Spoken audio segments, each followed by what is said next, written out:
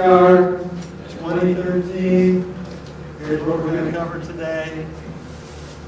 I'm going to start with acknowledgments because I often forget them. And then give you a little bit of background. You know that you had an interesting year in 2012. We'll put it in historic perspective. We'll show you where we're going in 2013. We'll show you where we've gone so far, not so good at the next step. And with any amount of luck, there'll be a climate quiz.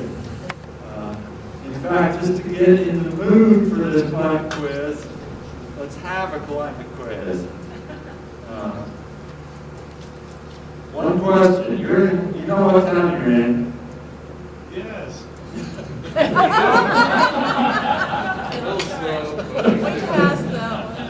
What? First one to get the right answer will get a prize here. What is the coldest temperature so far this month in the town of Walsenburg at their weather station? 4. 10. Oh, I heard the 9. Who said the 9? Not true. You're going to fight for it. For that effort, one snow ruler.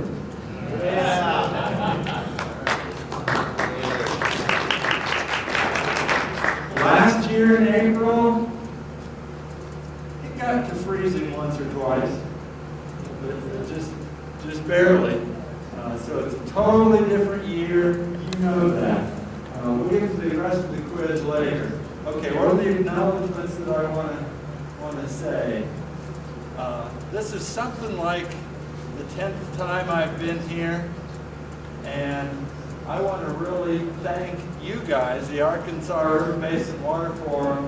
You have helped us, the Colorado Climate Center, Colorado State University, in any number of ways.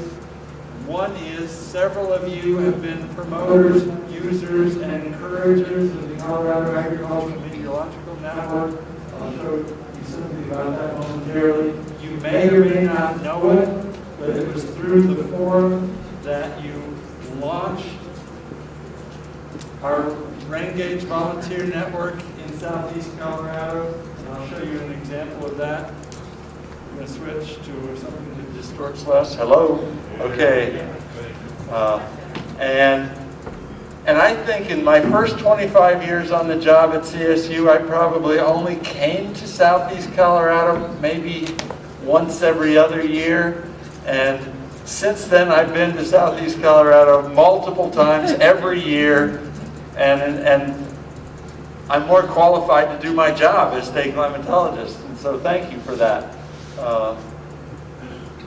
If you don't know the Colorado Agricultural Meteorological Network, and you can't see it all that well, but we used to have a couple of really marginal weather stations in the Arkansas Valley, and then came the Kansas-Colorado litigation, and Colorado was blamed for having inadequate weather data for managing water resources in Southeast Colorado. And so, brother. And we now have a network of these lovely little automatic stations right down from Buena Vista, right down the river, all the way to Holly. And thank you. And that data set, it keeps getting better in quality and in use. Thank you for your encouragement there. Our rain gauge, oh, there's the rain gauge. It's a very high quality, empty rain gauge. In 2003, which I think was the first time that I came down to the forum, we had started our volunteer network with citizens with rain gauges in Northeast Colorado, but we were a little weak in Southeast Colorado. Look at what happened in 1 year, and you can credit Bob Appel for much of this. Jane Wustrow was also a contributor, as well as several other people. In just 1 year, we had a volunteer network in Southeast Colorado with more data than we'd ever had before, and then watch the progression over time. 2005, 2006, then I jump ahead to 2012. We didn't intend this to be a national network, but you were partly responsible. And 2013, We now get about 10,000 reports a day, including Canada. Thank you, Arkansas River Basin Water Forum. Give yourself a hand. Yay! Ever so brief history of the Colorado Climate Center, in case you don't know who we are or where we came from. There used to be a federal state climatologist. It was in the former Department of Agriculture. Well, there's still the Department of Agriculture, but the Weather Bureau and weather functions used to be in the Department of Agriculture. It was moved to the Department of Commerce, but in 1973, the state climatologist who was situated in the post office in downtown Denver got notice that he was to vacate immediately. But within just a few months, Colorado State University petitioned the legislature. Some extra funding was added to the budget for the Colorado Agricultural Experiment Station, and by the next year, the Colorado Climate Center was established at CSU and has been there ever since. Basic functions that was our mission when we began and still is, which is climate monitoring, keeping track of what's going on, conducting research as we're able and have funding available, and then providing services, which is sharing the data, sharing the information, sharing the historical expertise as best we can within our limitations. Basically, we keep track of numbers, climate numbers, lots and lots of numbers, and we love it. It's fun. You like numbers too. I know you do. You're going to like the next few minutes. You're going to see lots of them. There's my favorite weather station, which is our campus weather station. We've just refurbished our old weather shelter. 125 years of continuous monitoring, and things are almost as good in southeast Colorado. In fact, the Arkansas River Basin has better long-term climate data for basic temperature and precipitation than anywhere else in the state. So again, you should be proud of that. National Weather Service largely responsible for a lot of that. And by the way, we have National Weather Service people. I'm going to point the laser pointer at them. They were in the front of the room. Yeah, there they are, National Weather Service weather forecasters. Don't blame me, blame them. Thanks for coming. And of course, we rely so much and always have on NRCS for their commitment to snow and mountain water content information. We utilize that greatly. By continuously monitoring, we learn a lot about our climate. There's our beautiful state, perfectly situated to fit on PowerPoint presentations. Whoever designed Colorado knew the future. You know your cycles. Here's some weather stations in southeast Colorado. The hottest being Los Animas, the coolest being Climax up at the mine at the top of the watershed. And in between is Buena Vista. So the top graphs are the average daily highs, and the bottom are the average lows through the season. A nice smooth curve. Does it ever behave like that? Of course not. It behaves like this, with ups and downs and all arounds. And this was last year. And you'll notice, this was Colorado Springs as an example, you'll notice how many days were above average versus below average. Darn close to all of them. It was like 90% of the individual days through the year. There was a cold spell back in February of 2012. That was the relief that we got right after the fire. That was the heat wave during the crazy fire situation. And fortunately, a period of relief. It never got the temperatures went right back to being crazy hot. For Colorado Springs to go over 100 is not good. There. Weather Service folks, how often does it go over 100 in Colorado Springs? How many times do you put 100 plus in your forecast for Colorado Springs? Not very often. Yeah, it was probably predicted that day. It was extreme heat wave.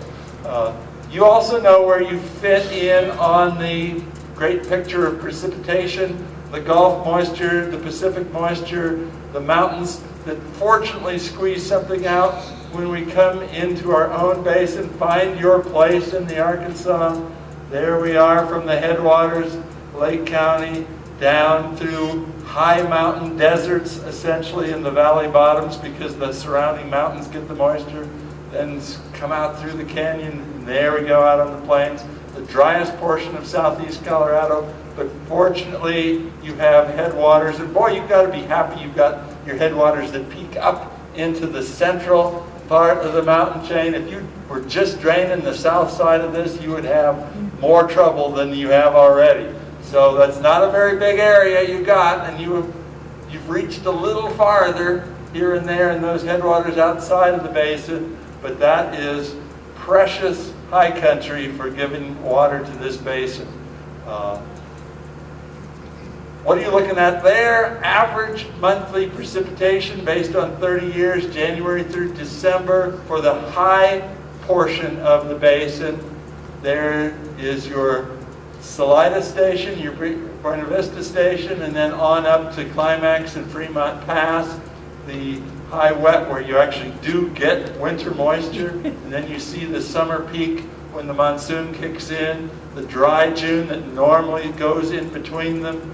Fascinating patterns. That's what the headwaters of the watershed look like. This is what the tailwaters of the Colorado portion, with very little winter precipitation most years, except for, remember the big one, 2006-07, that winter, where southeast Colorado had more snow on the ground than the mountains did? That was quite the month, or December 2006, January 2007, and the snow stayed on the ground till March, and then you had a tornado. Bad. And then this is an interesting north-south transect going from Trinidad to Monument, and you probably will never have a chance. We don't have time to talk about this other than it's interesting that certain areas get a spring max and then a summer max, and certain areas don't. So some complexities based on the topography of whether you pick up the spring storms or not. Walsenburg, I think that's us right there, does get a spring max, then dries out, and then gets the monsoon, but not as strong as Rye or Colorado Springs or Trinidad. And of course, Pueblo is a dry place. And you know this more than anything else, large year-to-year variability, way large. There's my favorite graph. This is, the message from this graph is no 2 years are ever the same. You do see the basic structure of dry winters and occasionally wet months in the summer, but also occasionally really dry months where you've nearly been shut out in May, June, July, August. Then by September and October and midwinter you get lots of shutouts. But there is how the annual cycle progresses, and this is Rocky Ford's progression. I was interested to see that Rocky Ford has had a wetter month than Colorado Springs. That's a 9.5-inch month, which is not far from their average annual precipitation. Colorado Springs hasn't quite hit as high, but they've had more months with over 7 inches. So it can rain, and I want to tell you, any given year could be the big flood, and it could be a wet year, and it could be a dry year. It won't be a dry year anymore after that flood happens, but just hearing the history story last night, flood waters right lapping right here. It's a fun one. But there's 55, there's 65, there's 81, there's 21, there's all sorts of fascinating years where drought was replaced with flood. There's the time series just to give you an idea of where 2012 fit in. There's 2012, there's 2011, there's 2002. And you see that we don't get these 2 years in a row that dry, that bad, that often. There's the 30s. There's some dry years in the 50s, some ups and downs in the 60s and early 70s, but there's what you're living through right now. Rocky Ford putting a smooth 30-year running average on there just to see, are we trending wetter or are we trending drier? We had been trending wetter, and now we're just turning that corner back downward again. High country, Valley Bottom, Buena Vista, only a 10-inch average, and has not been trending upwards or downwards, even with the recent dry years. Los Animas, farther to the southeast, had definitely been trending wetter until we've now strung 2 dry ones in a row. Worse than any 2, well, there's in the 30s. That's almost the same. There's been drier individual years, but not that many back to back. So what you're experiencing is something that doesn't happen very often. There's Canyon City, the same thing. So overall, there's not a big trend somewhere showing up yet, but you've got a couple of bad years on the tail. And there's Climax where we only have, well, we still have 60-year record up at the mine. And you see there what that looks like. Statewide, 2012 ended up as the 5th driest individual year on record. Interestingly, 2011 was a near average year for the state as a whole. You guys were dry. Northern Colorado were super wet. The statewide average. Does that mean anything? Not much for any given location, but it's just an index. And of course, you know the importance of snow. This was April 1, Colorado, the Arkansas Basin regional snowpack on April 1, and this is from 1968 forward. There was 2002, there was 77, 81, and 2 back-to-back low years. Fortunately, we've added to it since then. Individual snow course with long history, the Porphyry Creek up near Monarch Pass, trying to get a sense of, is there a downward trend in high elevation snowpack? And if you put a line through there, there is a slight downward trend over the 70-year, almost 70-year time period that we have been taking snow measurements at selected sites in the high country. And there's the back-to-back. Last year, this year not as bad. Now we've added substantively to that since then. Looking at what happens from April to May, whoa, there's 54, there's 81. These are years, then there's 2011. Those are years that melted out fast. And they quit doing the manual snow courses, and then they decided, nope, these are important, and they went back to doing them again. So I think we're missing 2002, which would have also been largely melted out by May 1st. Up at Fremont Pass, similar. And last year, again, we didn't have 2002 to compare to, but last year with the incredible early and complete melt out. And of course, you know the importance of stream flow and integrating, the great integrator of everything that happens in the climate system. And let's not do that one then. Here's the Arkansas. Well, let's go back up. Okay, this was at Parkdale. Here's the average envelope in which most years runoffs lie.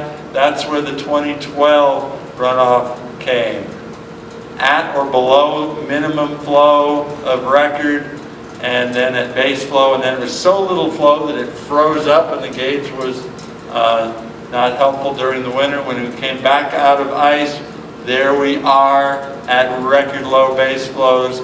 This is why there was so much concern. Even though the snowpack was getting a little better, there's not a lot of hydrology, there's not a lot of water in the system, there's a lot of paying the piper that has to be done for last year before we get caught up. What percentage of the overall snowpack that is? 5%, 8%? Don't know for sure, 10%, but all the stream flow forecasts are lower than what the snowpack numbers show because of the hydrologic deficits that are in the soil and in the river aquifers.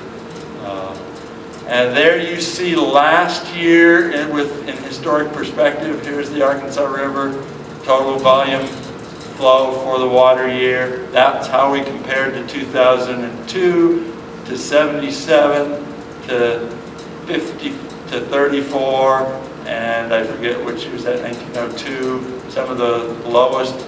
So last year went right back to being super low after a few years of being much better. And then, of course, you know, the statewide stream flow or reservoir storage.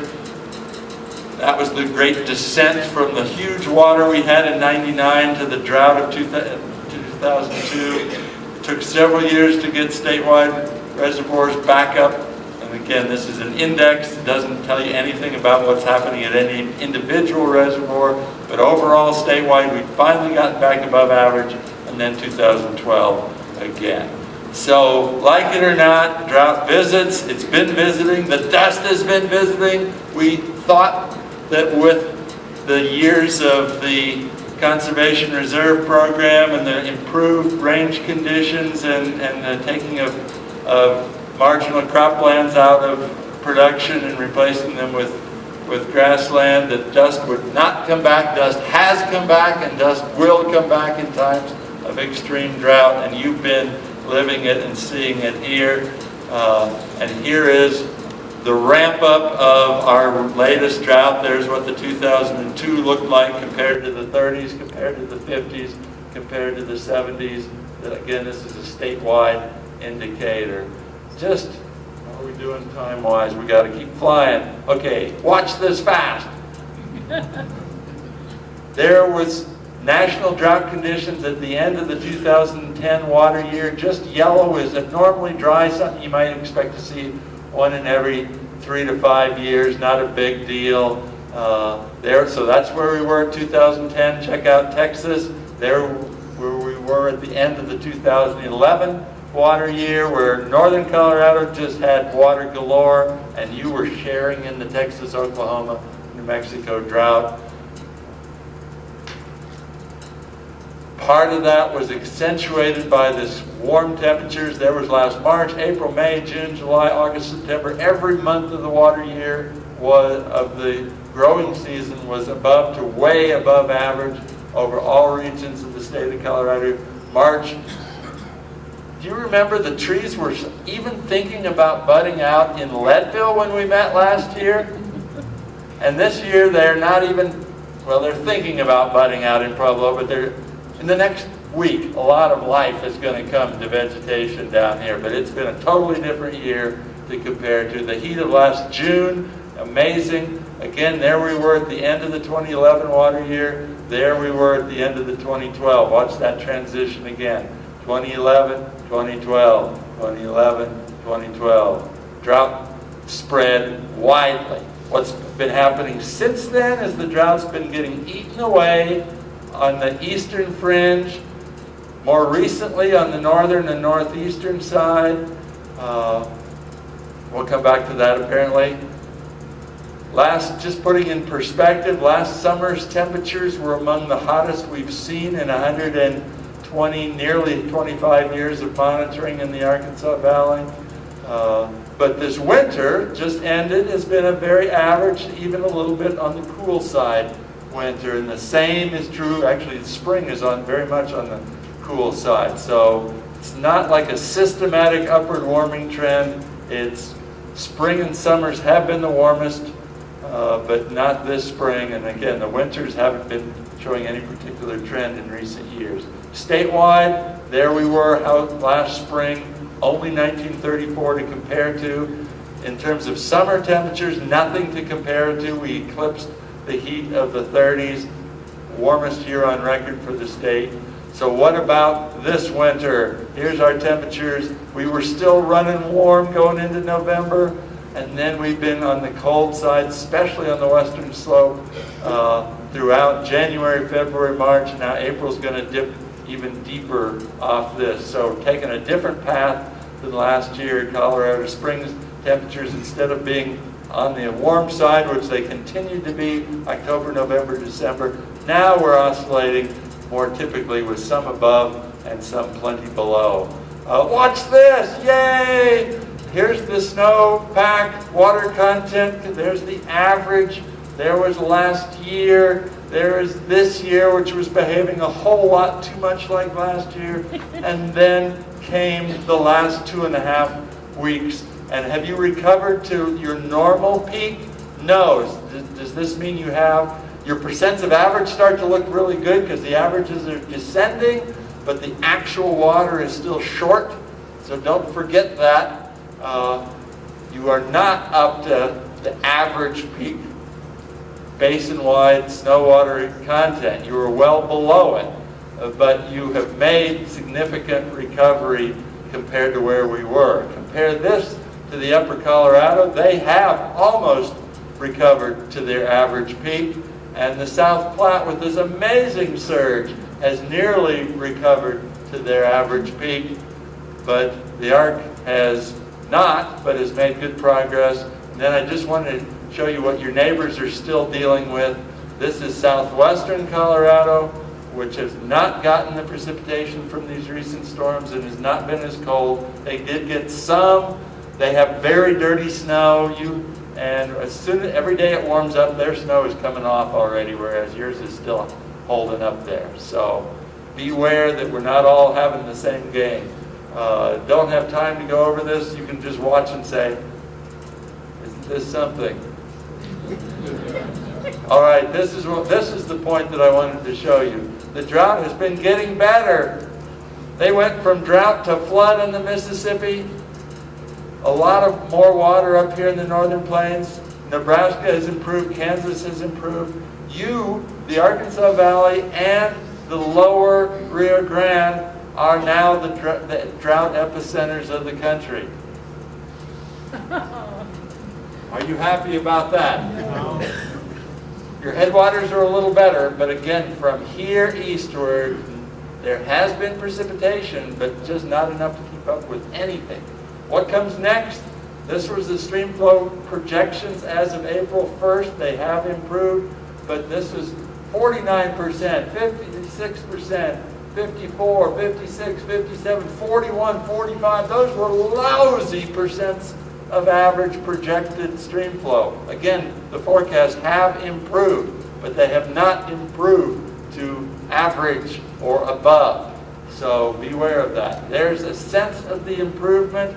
There would be your most probable outlook, which was for normal, that was about 60% of a little bit better, but in the help of the last 2.5 weeks, it has given you just about almost a 18% boost in total projected runoff, which is a nice boost for this time of year. Nationally, here's the projected drought outlook for the spring and early summer, and it's now showing improvement for the Great Plains, persistence of drought for the southern Rockies and the Colorado Plateau area, and we're in the boundary zone right there. I just wanted to show you right here, this is what we've observed for spring precipitation over the last 125 years for Rocky Ford. Just to give you an idea, what does May and June typically bring? Well, it brings an average of about 2.5 to 3 inches for Rocky Ford, and an average May-June combined. There was 2002 terrible. There was 2012 terrible. But May-June can really help things still. And you see some of the wet years that have occurred in the past. There's 1965, for example, flood time. Let's look at Rocky Ford for the monsoon period, July, August. And again, you've been getting the short end of this stick in a few years, but every now and then been getting some good years. Now watch, let's do the same thing same thing for Colorado Springs. For whatever reasons, late spring, early summer precipitation has been shutting off in the Colorado Springs area in recent years. We have nothing like this in recorded history compared to the last 8 years, where 5 out of 7 have been very dry early summer, late spring. And the July-August time period's not so unusual.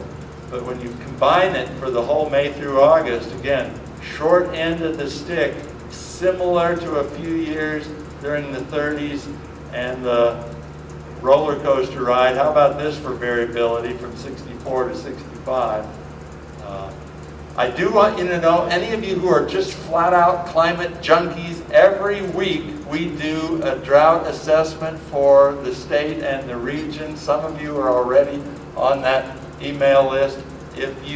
And we do webinars where you can actually get in there and throw your weight around and say, I don't think it's this bad. All right. If you want to be on the email list to get the notifications of these weekly assessments and periodic webinars, give me a business card today. I will get you on this list, the National Integrated Drought Information System. We go over everything. And finally, think rain gauge. In fact, win a rain gauge. How much time do I have? 7 minutes. 7 minutes. We can give away prizes in 7 minutes. All right.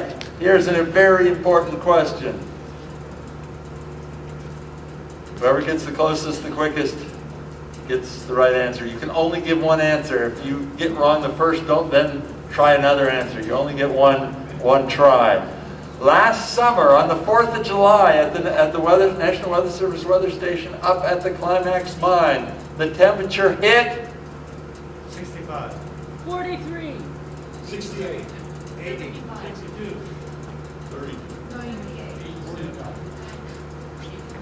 There's some answers that have been very close. The 30s were not close.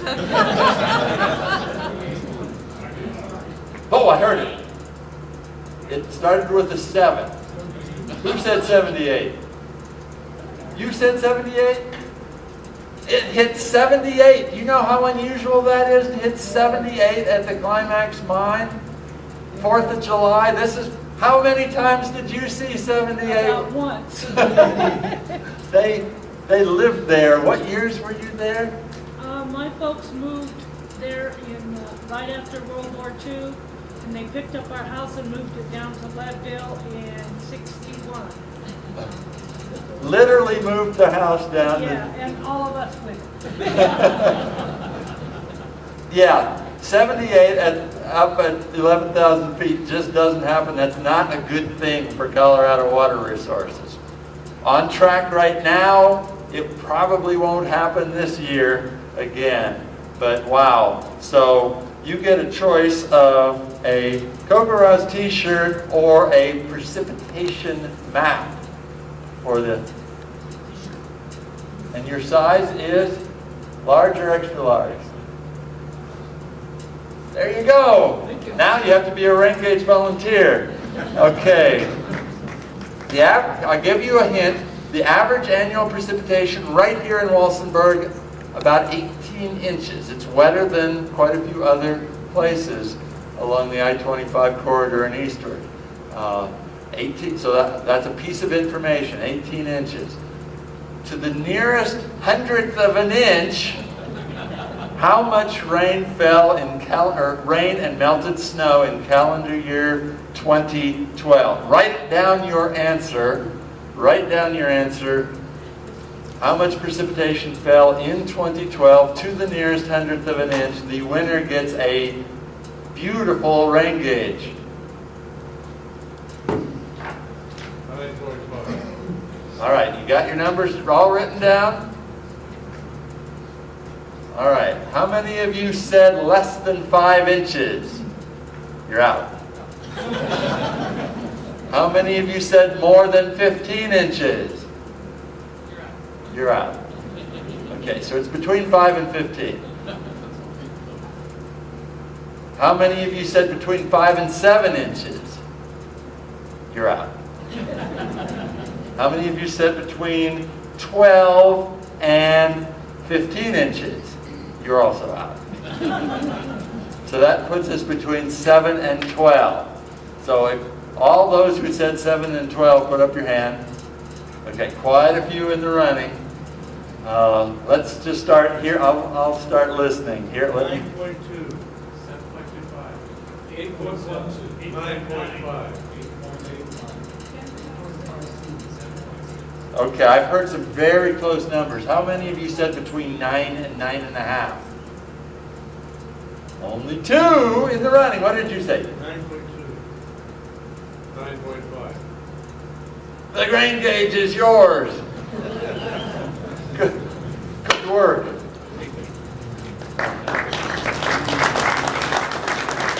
So, to the extent possible, again, I don't think you fully appreciate the value of volunteered data. You sort of think that there's automation wins the day. Well, it helps the day, but variability of precipitation in your part of the state is extreme. You get a higher fraction of your annual precipitation in a smaller number of hours than other parts of the state. When you get it, and most of the time you don't. So when you get it, measure it. Many of you have influence, thank you to the Colorado Springs utilities that has been helping to propagate rain gauges in Colorado Springs. It used to be a weakness, now we have quite a bit of data there. You and your organizations, to the extent that you're able to, help out and spread the word. Find volunteers. It doesn't have to be you, because you may not, well, it should be you. But if it's not you, find somebody else. And I believe my time is up.